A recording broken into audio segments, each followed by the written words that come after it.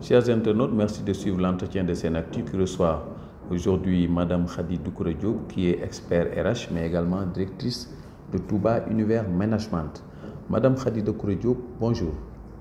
Bonjour, Monsieur Elmo Dougué. Voilà, nous sommes ici à Touba Univers Management, qui est une structure créée il y a quelques années ici à Touba. Son siège social se trouve ici au niveau de Touba 28, je dirais pour nos amis de l'étranger, au centre du Sénégal, à 200 km de Dakar. Pouvez-vous résumer un peu les activités de cette structure?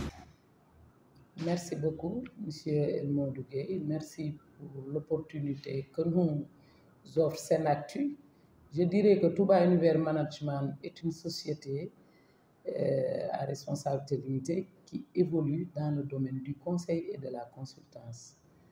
dans le management des ressources humaines, le management événementiel, le management risque, le management organisationnel et bien sûr le management de la santé. Voilà, dans le domaine de la santé, nous allons y rester. Touba Univers Management travaille dans ce domaine au niveau des transferts de compétences, mais également de technologie, mais surtout de transfert de patients. Peut-on avoir une idée du processus qui a conduit l'entreprise à ce genre de prise en charge de malades, surtout vers l'étranger? Ce processus a été déclenché de par l'organisation de nos voyages à l'international. Donc nous avons démarré par des voyages médicaux, par organiser des forums, des conférences et aussi des transferts de compétences dans la formation de spécialistes. Et l'idée est venue de là-bas. Nous avons noué des partenariats solides avec les hôpitaux, avec des visites d'hôpitaux, des voyages d'études et aussi avec un partenariat avec le Health Diplomacy Society. Et là, nous avons commencé à faire des transferts de compétences dans toutes les spécialités, spécialement aussi, ou je dirais particulièrement dans le domaine de la transplantation aussi, au niveau de la Turquie et de l'Inde. Récemment, nous avons démarré avec l'Inde, qu'on a sillonné lors où nous avons reçu une invitation lors du sommet du G20. C'était l'année dernière. Et de là, nous avons noué des partenariats solides avec les grands hôpitaux indiens, avec aussi la représentation diplomatique. Nous avons reçu notre premier patient qui a été un succès et qui souffrait de cirrhose du foie et qui devait recevoir une transplantation d'organes. Sa maman était le donneur. Nous avons facilité ce transfert et ça a été un succès. Par la suite aussi, nous avons reçu un second patient qui a souffert aussi de leucémie aiguë et actuellement qui est guéri et qui est retourné au Sénégal. C'est tous des étudiants. Vous êtes sans savoir, ce sont nos générations actuelles vraiment, qui sont les générations futures et qui sont les défis de demain. Donc ces opérations ont été faites avec succès, mais actuellement on parle de plus en plus de souveraineté sanitaire, parce que cela également implique l'indépendance au niveau de la santé. Quel devrait jouer donc Touba Univers Management dans tout ça pour accompagner les autorités sanitaires à l'atteinte de ces objectifs? Merci beaucoup, M. Gueye. Donc, déjà, le Sénégal est un pays souverain. Donc, la souveraineté sanitaire, elle est très évidente. Déjà, des efforts sont consentis et des réalisations se poursuivent avec des activités. Donc, actuellement, pour réussir cette souveraineté sanitaire, il faudra un engagement de l'État d'abord. Donc, il faut un fort engagement de l'État avec tous les ministères, les départements. Donc, je dirais spécialement, particulièrement, le ministère de la Santé. Donc, ils ont un grand rôle à jouer dans cette souveraineté sanitaire. Et nous, en tant que privé, on est là pour accompagner le ministère. Dans le cadre de la gouvernance sanitaire, d'abord, il faut une gouvernance sanitaire solide avec un système de régulation, avec aussi, je dirais, tout ce qui tourne autour par rapport au financement de la santé, par rapport à l'offre de soins, à la protection sociale et entre autres. Donc nous sommes là en tant que privé pour accompagner l'État, je dirais aussi le ministère de la Santé à atteindre ces objectifs de souveraineté sanitaire pour un développement durable. Donc, je dirais, il faudra peut-être renforcer l'existant par un développement des infrastructures en santé, un développement des ressources humaines et aussi un relèvement du plateau technique. Bien sûr, développement des ressources humaines, je dirais, sur le plan formation et sur le plan aussi recrutement aussi. Merci. Avant de terminer, peut-être vous demander, nous sommes à quelques jours du Grand Magal de Touba 2024, qui est également un moment de rencontre, d'échange avec des populations qui viennent d'autres pays, mais également de l'intérieur du pays. Comment donc vous préparez ce Grand Magal 2024? Merci beaucoup. Donc, Monsieur Elmodou, pour l'opportunité que vous nous offrez en ce veille de Grand Magal. Donc, je dirais que Touba Univers Management, c'est l'univers dans le management. Donc, on est là très open et très ouvert à accueillir déjà les invités à bras ouverts pour célébrer donc cet événement religieux. Et ensuite aussi faire revivre l'événement donc de par nos prestations, nos activités aussi et nos réalisations avec le grand public. Donc Touba Univers Management est ouvert aux prestataires qui veulent venir visiter, qui ont des prestations de services, qui veulent aussi, qui s'attendent à des offres de prestations par les domaines. Donc, dans le cadre de l'organisationnel, on est aussi dans l'événementiel. On est là, on est en train d'accompagner des structures de la place qui, par rapport aux préparatifs et à l'organisation du Grand Magal. Par rapport à nos propres activités aussi, on est là dans le cadre de la promotion, de la facilitation de ces transferts de compétences, de ces transferts de technologie et de patients. Parce que donc ils auront vraiment l'occasion de découvrir nos partenaires avec qui nous travaillons. Donc les pèlerins peuvent passer à Touba Univers Management ici à Touba 28 et visiter vos locaux. Bien sûr, les pèlerins, aussi bien les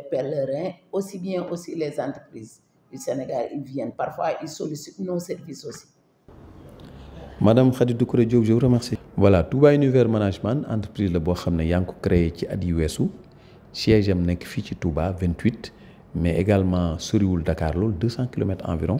ndax mën nga ñu wax yan activité la ñuy def fii ci Touba Univers Management. waaw jërëjëf monsieur Elmodou maa ngi lay jaajëfal ci ni ma dalal di jaajëfal seen ak Touba Univers Management moom benn société la boo xamante ne day yëngu ci wàllu conseil ak consultance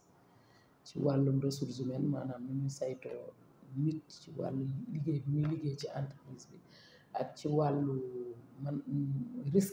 risque ya cay am ak ci wàllu organisationnel entreprise yi fi nekk te nga xamante ne dañuy soog a tàmbali dañ leen di jàppale entreprise yi nga xamante ne tamit dañu am ay difficulté dañ leen di gunge ba ñu jógaat waaw ba mën a dem di ñu yëngu tam ci wàllu événementiel mooy événement yi am fii Sénégal ak bitim réew donc dañu yëngu it ci wàllu management santé mooy ni ñuy saytoo wér-gu-yaram dañ ci yëwénal lu bari li ñuy wax facilitation. Voilà ci wàllu woowu yéen a ngi liggéey tamit comme ci loolu ñuy wax yombal ay nit ñu bàyyi ko fii dem bitim réew pour faju ci fa waaye tamit ñoo xam ne dañuy dem sax ba tiit ci seen bopp ci wàllu yenn feebar yoo xam ne yu jéggi dayo la nan ngeen def bu dugg ci processus boobu nga xam ne lëkkaloo ngeen ci ak ay kilifa ci wàllu santé ngir gunge ay nit ñuy dem bitim réew di faju ji ci feebar yu doy waar ba pare di faj seen bopp di dellusiwaat.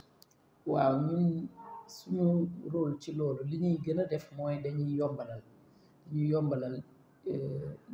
biir réew bi ak bitim réew ci bu ma duggee ci fànn bi ñuy wax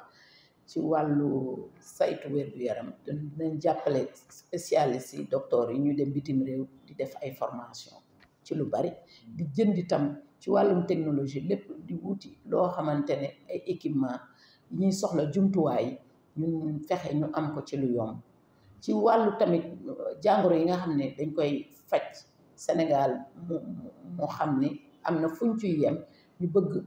ku ko jàllale wala yi nga xamante ne paj bi amul Sénégal ñun dañ koy woyefalal dañuy koy yombalal ba ñu demee bitim réew ñu mën leen a faj ñu dellu ci jàmm donc noonu la tàmbalee ci voyage yi ñu doon dem bitim réew ci mission yi ñu ànd ak docteur yi ak ñiy saytu wér-gu-yaram ci la ñuy buntu yooyu yëpp feeñ ba ci malade yi ñu am na malade yu ñu jot a yóbbu ci yeneen xeeti jàngoro yu bari spécialité yu bari rawatina nag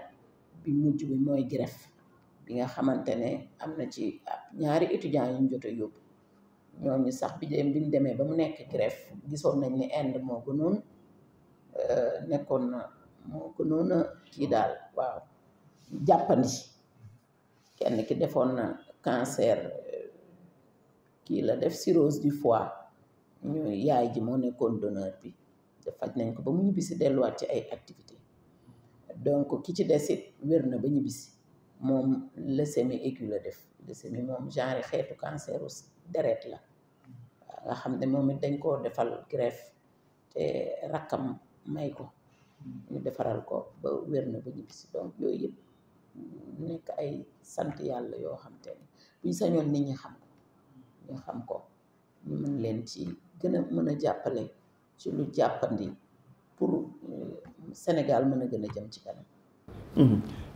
bu weesu loolu war nañ ne Sénégal aussi loolu am na solo fii waaye Sénégal dafa gën a bëgg moom boppam ci wàllu santé ba xëj na yooyu sax ñu mën di ko saytu fii ndax ci wàllu woowu aussi yéen a ngi ci liggéey. jërëjëf monsieur El Modou Sénégal moom na boppam ba noppi donc nag kon Sénégal moom boppam ci wàllu santé day lu jaadu donc nag ay jéego yu bari am na ci waaye gis naa ni des na donc nag li ñu mën a def yëpp activités yi mi ngi dem réalisation mi ngi dem waaye mën nañ ko gën a ñomal ci kaw loolu nag li ñu mën a def mooy paj mi ñu fexe jumtukaay yi li ci aajowoo yëpp ñu yokk ko dooleel ko dëgëral ko loolu nag nguur gi moo koy dëgëral ci lu wàll lu mel ne état bi ak lu mel ne ministère de la santé man nag côté boobu moom laa gën a mën a waxee ndax santé moom laa gën a xarañ donc ministère de la santé ñun ñi nga xamante ne ay privé lañu mën nañ leen gën a jàppale ci gouvernance sanitaire bi nu ñuy saytoo nu ñuy xoolee nu ñuy toppee ba lépp jëm kanam ak nu ñuy nattee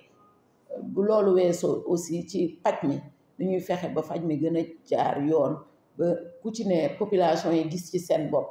ba li ñuy wax souveraineté sanitaire am boobu am te tamit muy tamit ci wàllu social bi tamit daf ci am solo ndax ñëpp yemuñu kon fexe ñëpp ñu mën leen a jël en charge faj leen ba lépp jaar yoon kon nag dinañ fexe yokk hôpital yi bërëbu fajukaay yi yokk tamit li ñuy wax jumtukaay yi mooy équipement yi yëpp yokk tamit ñi ciy liggéey mooy professionnel santé yi ñu leen di yóbbu di leen former di leen indi waaye nag à moindre coût ndax dinañ gis bitim réew dëkk yoo xamante ni mën nañ ko à moindre coût ñun nag suñu rôle mooy ñu yombal loolu facilité ko. voilà yi dernière question ñi ngi jub màggalu Touba nga xam ne ci fekki fan lay doon Touba Univers Management aussi Touba nekk dëkk boo xam ne fii la Touba Univers Management nekk mais aussi ay nit ñu bëri ñoo fiy daje bokk ci ñuy jóge bitim réew ci wàllu woowu yéen ndax da ngeen di continuer di dalal fii ay nit ci màggal gi ngir gën a ubbeeku ñu gën a xam li ngeen di liggéey fii ak jàppandal yi nga xam ne moom ngeen di def ci wàllu santé surtout. waaw loolu am na solo dinaa ci sawar tontu monsieur El Modou li ma ci mën a wax rek mooy di la santaat bu baax tamit ci màggal gi ñu ñëw nii ngeen ñëw di ñu dalal ni donc ci veillu màggal gi xam ni ñu nit Touba Univers Management la ñu wuyu kon nag ñun kenn waruñu jiitu ci waajtaayu màggal gi donc suñu rôle nag mooy dalal gan yi muy entreprise yi ñëw ak ñi nga xam ne du ñëw màggal si ubbi suñuy bunt ñu ñëw visiter xam li ñuy def nit ñi rek tàmbali nañu di ñu laaj ay service ku ci ñëw dina xam ci lu ñu soxla bu ñu soxlaa ay bureau soxla ay salle conférence lépp lu ñu soxla dinañ leen ko jàppandil te lépp lu ñu soxla ci service yi taxaw nañ pour jàppale leen dinañ ci profité it waxaale suñu liggéey ci biir réew mi li ñu fiy liggéey ak bitim réew programme yi yombalal fexe nit ñi jàngi muy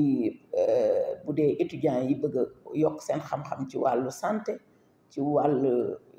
jumtuwaayu santé ak ci wàllu lépp lu ñu bëgg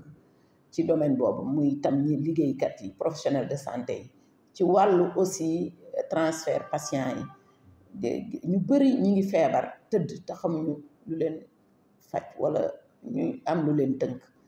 donc bu ñu ñëwee ñun dinañ leen wax fi ñuy jaar yombalal leen ko kon daal màggal gi daal mën naa ne li ci ëpp suñuy activité loolu la ñi nga gis ñu ñuy xaar ñëpp ci biti ci loolu la ñuy ñëw di laajte si ak di bëgg ñu jàpp ci. Thank you so much, Mr. Elmodou Gueye. I would like to deliver some word in English to first of all explain a little bit about Touba Univers Management that I'm leading actually as the director, and we are evaluating in consultancy in human resources, risk management, organizational management, and also events management, and finally management of health. And we have done many achievements since we began this program, and we have gained many partnerships abroad, such as Turkey and India. And actually, we are evaluating in transfer of competencies, transfer of patient, and transfer of technology. And with the support of the government of Senegal in the Ministry of Health, and with the support of diplomatic representative, we make it happen. And I would like to finish by thank you